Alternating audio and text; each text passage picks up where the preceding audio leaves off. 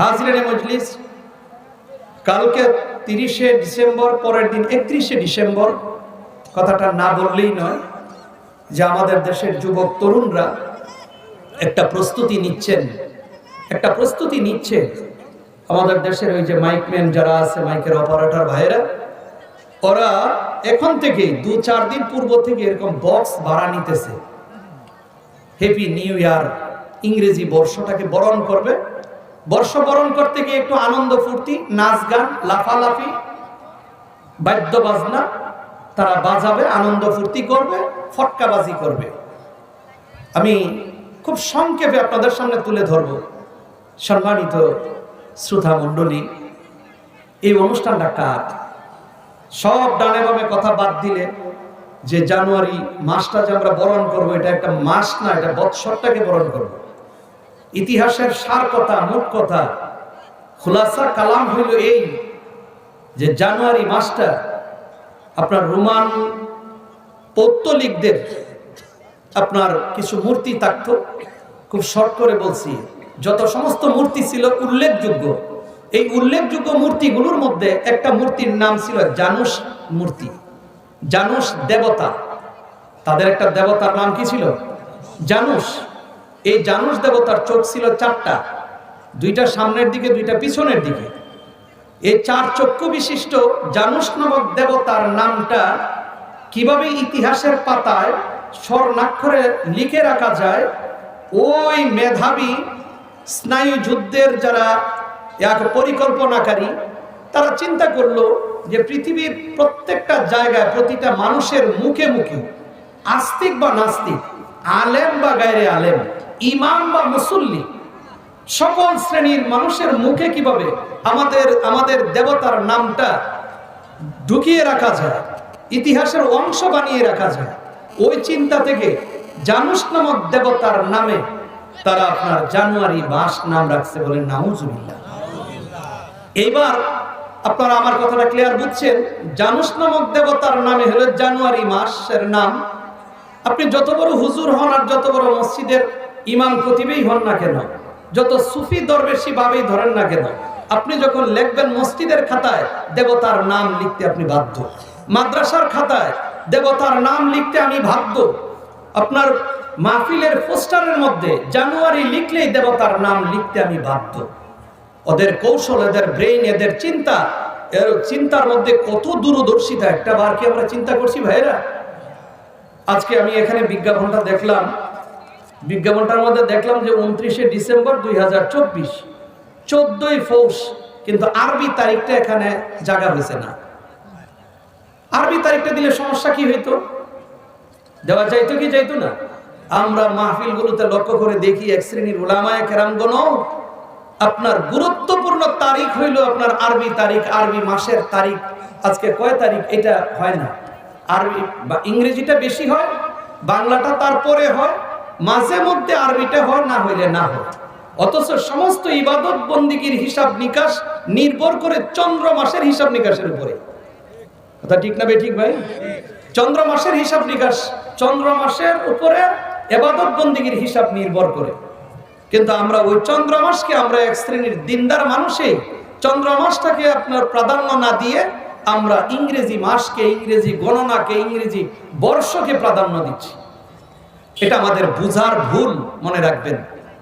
হাজিরানে মজলিস, short করে বলতে চাই, ওই পৌত্তলিকরা, মূর্তি পূজকরা, তারা তাদের আরেকটা দেবতার নাম ছিল ফেব্রুয়া। এই ফেব্রুয়া নামক দেবতার নামে তারা ইংরেজি দ্বিতীয় মাসের নাম রাখছে ফেব্রুয়ারি। ঠিক তদ্রুপ আপনার মারস নামক একটা দেবতা ছিল রোমানদের, ওই দেবতার নামে রাখছে মার্চ। আমরা কি ইতিহাসটা কোনোদিন শুনছি? আমি শোনা কথা বলতেছি না, আমি ইতিহাস পড়ছি, গবেষণা করছি, তারপরে গবেষণালব্ধ ইতিহাসের একটা অংশ আপনাদের সামনে তুলে ধরলাম। তো যে মাসের নাম আপনার দেবদেবীদের নামে, দেবতাদের নামে, ওই নামটা আজকে আমরা প্রাধান্য দিতেছি, আমরা লিখতেছি। ওই ইংরেজি নববর্ষকে আমাদের যুবক তরুণরা, তরুণীরা যারা অদূর ভবিষ্যতে এই চেয়ারে আসবে, সমাজের নেতৃত্ব দিবে, মসজিদের নেতৃত্ব দিবে, দেশ এবং জাতিকে পরিচালনা করবে, আমাদের সন্তানরাই তো, তারা তো এটা জানে না। আমি অনেক ছেলে মেয়েদেরকে জিজ্ঞেস করলাম যে তোমরা কি ইতিহাস জানো? জানি না। বরং আমার বক্তব্য শোনার পরে ওদের ভিতরে সংশয় বা সন্দেহের সৃষ্টি হয়েছে যে হুজুর এটা কিভাবে কইলেন, মন গড়া কি অনুমান নির্ভর? অবশ্যই না। আমরা মুসলমানরা আত্মভুলা এক প্রকারের গাফেল। ভাইরা আমার, মনে রাখবেন, আমাদেরকে মনে রাখতে হবে, ভারত বাংলাদেশ পাকিস্তান যখন এক ছিল, এই অঞ্চলটার নাম ছিল ভারতীয় উপমহাদেশ।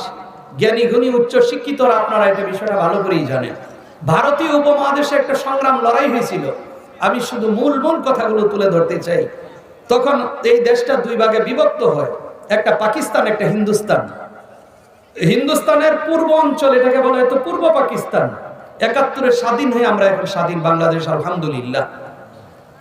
বাংলাদেশটা স্বাধীন হওয়ার পরে আমাদের দেশের বিভিন্ন কিছুর নামের মধ্যে সংশোধন এবং সংযোজন আসছে, পরিবর্তন আসছে, বিয়োজন আসছে। কিন্তু এই অঞ্চলে যখন অমুসলিম পৌত্তলিকা বেশি বসবাস করতেন, তারা তাদের দেবদেবীকে এতটাই মোহাব্বত করতেন, এতটাই ভালোবাসতেন, ওই সমস্ত জ্ঞানী গুণীরা, পণ্ডিতরা, অমুসলিম পণ্ডিতরা, তারা আপনার রামের নামে রামপুর, ঈশ্বরের নামে ঈশ্বরগঞ্জ, কালীর নামে কালীগঞ্জ, এরকম বিভিন্ন দেবদেবীদের নামে পাড়ার নাম, মহল্লার নাম, মৌজার নাম, বাজারের নাম, থানার নাম, জেলার নাম রাখছে কি রাখে নাই? বলেন, রাখছে? রাখছে।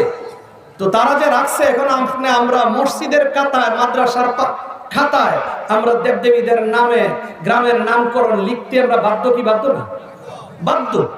তাহলে আমাদের স্বাধীনতার পর থেকে আজকের 2024 বিদায়ের পথে এই দিনগুলোর মধ্যে যত পরিবর্তন বাংলাদেশে আসছে, এমন কোন জ্ঞানী গুণী বুদ্ধিমান বা সংস্কারক বা মহাসংস্কারকের আবির্ভাব ঘটে নাই যে আমাদের এই সমাজ থেকে, কাগজপত্র থেকে এই দেবদেবীদের নাম পাল্টাইয়া মুহাম্মদপুর, আব্দুল্লাহপুর, এরকম খ্যাতিমান মহামনীষীদের নামে পাড়া, গ্রাম, থানা ইত্যাদি নামগুলো করব। এই 53-54 বছরে কি হয় নাই? সম্ভব হয় নাই। এমন জ্ঞানী মানুষের সংখ্যা একেবারেই কম। আমি কথা আর সামনে বাড়াবো না ভাই বন্ধুরা। আমি একটা অংশ শুধু যুবক তরুণদের সামনে তুলে ধরলাম। কেন? যাতে আপনারা ওই বর্ষবরণের নামে নাজায়েজ, হারাম, এই কুসংস্কারমূলক অনুষ্ঠানটা আপনারা অবশ্যই করবেন না। মুরব্বীদেরকে অনুরোধ সহ বলবো, আমাদের যুবক তরুণদেরকে বুঝান যে হুজুর বলে গেছে, ইতিহাস খুঁজো। যদি আমার কথা বিশ্বাস না হয়, যারা এখন টাচ মোবাইল ব্যবহার করে, টাচ মোবাইল যারা ব্যবহার করে, বর্ষবরণ সম্পর্কীয় লেখা জানুস নামক দেবতার ইতিহাস আপনার ইয়াতে অনলাইনেও পাওয়া যায়। আমার কথা যাচাই করে দেখবেন। বিশেষত বলবো যুবক তরুণ তরুণীরা, উদীয়মান শিক্ষিত যারা, তোমরা যারা আছো, লেখাপড়া করতেছো, তোমরাই জাতির ভবিষ্যৎ, আমাদের ভবিষ্যৎ। কাজে ইতিহাস সামনে না আনার কারণে তারা মনে করতেছে ওইটাই আমাদের আদর্শ, এটাই আমাদের একটা সংস্কৃতি, ওইটাই আমাদের না। এটা তো আমাদের না, এটা অমুসলিমদের, এটা তারা করতে পারে, তাদের ব্যাপার। এখানে আমার কোনো আপত্তি নাই। কোনো অমুসলিম যদি তার ধর্মকর্ম করে, এখানে আমার বাধা দেওয়ার কিছু নাই, এখানে আপত্তি করার কিছু নাই। তার ধর্ম বিশ্বাস থেকে সে করবে। কিন্তু আমি তো ওই ধর্মের বিশ্বাসী না। আমি তো একজন মুসলিম, আমি তো একজন মুসলমান। ইসলাম আমার ধর্ম। আমি মৃত্যুকে বিশ্বাস করি। আমার সামনে কবর, আমার সামনে হাসর, আমার সামনে মিজান, আমার সামনে ফুলসিরাত। আল্লাহর দরবারে আমাকে উঠতে হবে।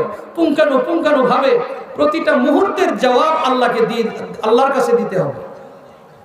কাজে মন গড়া, বলা চলা, অনুমান নির্ভর জীবনযাপন করা থেকে যেন আমরা বিরত থাকি। আর 2-1 মিনিট আমি এই কথাগুলোর সাথে আপনাদেরকে একটু কথা বলবো, হাজিরানে মজলিস, যে এইগুলো নিয়ে এত শক্ত কথা বলার প্রয়োজন কি? ভাইরা আমার, আমাদের দেশ সংখ্যাগরিষ্ঠ মুসলমানের দেশ, হাজি গাজির দেশ বাংলাদেশ, মসজিদ প্রধান দেশ বাংলাদেশ, মাদ্রাসা প্রধান দেশ বাংলাদেশ। কিন্তু আপনাদেরকে যদি একটা প্রশ্ন করি যে সংখ্যাগরিষ্ঠ মুসলমানের বাংলাদেশে বেনামাজির সংখ্যা বেশি না নামাজির সংখ্যা বেশি? উত্তর বলেন। বেনামাজির সংখ্যা বেশি। বাস। 2 নম্বর প্রশ্ন হইল, আমাদের দেশে মহিলা পুরুষগণ পর্দা করেন, পর্দাসীন পর্দাসীনা মহিলা পুরুষের সংখ্যা বেশি না কম? কম। এটা আপনারা জরিপ করে বলতেছেন, আমি প্রশ্ন করতেছি, উত্তর আপনারা দিতেছেন। রং রাইট ওইটা আপনাদের, তবে এটা রাইট রং না। 3 নাম্বার, আমাদের দেশে বিগত সরকার থেকে নিয়ে এই পর্যন্ত আমাদের নিরক্ষরতা দূরীকরণ আন্দোলন হয় নাই, যে এই বাংলাদেশের কোনো একজন মানুষ যেন নিরক্ষর না থাকেন, অক্ষর জ্ঞানহীন, ওনার নামটা লিখতে পারে না, এমন যেন না হয়। এই উদ্যোগে মানুষ সারা দিয়ে কম বেশ সবাই আপনার অন্তত মোবাইল দেয়া চালাইতে জানে কি জানে না? তাহলে আমার মূর্খ এবং নিরক্ষর দুইটা কি এক জিনিস না দুই জিনিস? দুই জিনিস, দুইটা শব্দের দুইটা পৃথক পৃথক সংজ্ঞা আছে। এইবার যদি জিজ্ঞেস করি সংখ্যা গরিষ্ঠ মুসলমানের বা বেশি সংখ্যক মুসলমানের এই বাংলাদেশে আল্লাহ পাকের কালাম কোরআনে কারীম পড়তে পারে এমন মুসলমানের সংখ্যা বেশি না কম? তাহলে বোঝা গেল আপনারাও সচেতন, আপনারাও বুঝেন। আমরা যদি আরেকটু সচেতন না হই, সুচ্চার না হই, তাহলে লক্ষ্য করে দেখবেন আমার বাবার বয়সের যে মুরব্বীরা আছেন বা এর চেয়ে আরেকটু কম বয়সের যে সমস্ত ভাই বন্ধুরা আপনারা আছেন, আমরা ছোটবেলায় যখন ঢাকা যাইতাম, চট্টগ্রামে যাইতাম, ওই বিভাগীয় শহরগুলো মফস্বল শহর না। কিশোরগঞ্জ শহরটা মফস্বল শহর, গ্রামাঞ্চলের শহর, এটা একটা জেলা শহর, এটা সিটি শহর না, এটা বিভাগীয় শহর না। শহর কি? এটা মফস্বল শহর। আমরা কখনো দেখতাম না যে মুসলমানের সন্তান হাফ প্যান্ট পরে, 3/4 প্যান্ট পরে। দেখতাম? বলেন 30-40 বছর আগে কি এরকম ছিল? ছিল না। তাহলে এখন এমন কোন গ্রাম বাকি আছে যে খুঁজলে 1, 2, 3টা ছেলে পাওয়া যাবে না হাফ প্যান্ট পরে না, শর্ট প্যান্ট পরে না? এটা কি ভদ্রতা? এটা কি সভ্যতা না নোংরামি? নোংরামি। তো এটা কি মুসলমানদের পোশাক না অমুসলিমদের? তাহলে প্রভাব পড়তে পড়তে, অপসংস্কৃতির প্রভাব পড়তে পড়তে আজকে অপসংস্কৃতির প্রভাবটা গ্রামে গঞ্জে, এমনকি আপনি আমার ঘরের ভিতরে ঢুকে গেছে, কি যায় নাই? এভাবেই যদি চলতে থাকে আর আমরা যদি এর বিরুদ্ধে কথা না বলি, চলতেই থাকে, আগামী 10, 20, 30 বছর পরে এদেশে হাফ প্যান্ট পড়ুয়া বাড়বে না কমবে? আমার কথাটা লম্বা হয়ে গেছে, তারপরে একটু কথা আর একটু বলতে হয়। আগে আমরা দেখতাম ছোটবেলা আমাদের মা চাচিরা এক বাড়ি থেকে আরেক বাড়িতে গেলে এরকম একটা লম্বা ঘুমটা দিতেন কি দিতেন না? দিতেন। চাচি না দাদি না মা কাপড় লম্বা ঘুমটাটা না উঠাইলে ওনাকে পাওয়া মুশকিল ছিল, বোঝা মুশকিল ছিল। এরপরে আমরা আস্তে আস্তে আমরা উচ্চ শিক্ষায় শিক্ষিত হইতেছি, আধুনিক শিক্ষায় শিক্ষিত হইতেছি, হইতে হইতে এই ঘুমটা কমাইতে কমাইতে এখানে আনছে। এক শ্রেণীর শিক্ষিতরা এই পর্যন্ত আনছে, এতটুকু মাথায় কাপড় দেয়, তারপর এটা নামাইতে নামাইতে গলার মধ্যে নামাইছে। আর আরেক শ্রেণী আগাইতে আগাইতে এখন এটা একেবারে সম্পূর্ণরূপে বাদ দিয়া এখন জিন্সের প্যান্ট শার্ট পরিয়া এই আধুনিকতা আপনার মনে করতেছে এইটাই ভদ্রতা, এইটাই সভ্যতা, এইটাই আপনার ক্রেডিট, এটাই স্মার্ট বাংলাদেশ। বলেন বলেন, এটা কি আমাদের সংস্কৃতি, আমাদের মুসলমানদের রীতিনীতি? তাহলে আমরা মুসলমান, সংখ্যাগরিষ্ঠ মুসলমান, যেখানে 100-র মধ্যে 92 থেকে 93 জন মানুষ আমরা মুসলমান। তো এই দেশে আস্তে আস্তে আপনি আমার অসাবধানতা বশত মনের অজান্তেই এই নোংরামি, এই বর্বরতা, এই অসভ্যতা আমাদের ভিতরে, নোংরা অপসংস্কৃতি আমাদের সমাজে ঢুকে গেছে কি যায় না? গেছে। এগুলোর বিরুদ্ধে কথা বললে এক শ্রেণীর সচেতন ব্যক্তি আছেন যারা বলে যে হুজুররা এসে এইগুলিকে টার্গেট করে কথা বলে। আরে ভাই, আমরা যদি কথা এখন না বলি, এই অপসংস্কৃতি তো আমাদেরকে গ্রাস করে ফেলবে। এই দেশ নষ্ট হইতে আপনার বন্দুক কামানের কোনো প্রয়োজন হবে না। অপসংস্কৃতির যে আগ্রাসন, এটা যে কত বড় সর্বনাশা আগ্রাসনে যে আমরা সরকার হয়ে যাইতেছি, আমাদের কিন্তু খবর নাই। আমরা হইলাম হিরিকে হুজুকে বাঙালি। হাত্তাকে আমরা এখন ওয়াজ মাহফিলে যখন বসি, এক শ্রেণীর আলোচক ভাইয়েরা আনন্দ ফুর্তি দিয়ে আধা ঘন্টা 1 ঘন্টা উনি পার করে দেন। জাতির উম্মার দরদ নিয়ে গুরুত্বের সাথে সমস্যাগুলো চিহ্নিত করে কথা বলতে রাজি না। সমস্যা কোথায়? হাজিরানি মজলিস। এজন্য আসুন ওই যে বর্ষবরণের নামে যে নোংরামি ছেলে মেয়ে একসাথে লাফালাফি করবে, ডুল হারমোনি বাজাবে, নাচানাচি করবে, মদ নেশা আপনার পান করবে, আর হাফ প্যান্ট শর্ট প্যান্ট পরবে, কত মায়ের তরুণী মেয়েটা যে তার সতীত্ব হারাবে, কত যুবক তরুণ যে জিনা বেবিচারে লিপ্ত হবে। হচ্ছে কি হচ্ছে না বলেন? আমি একাই জানি না, আপনারাও কম বেশ টের পান।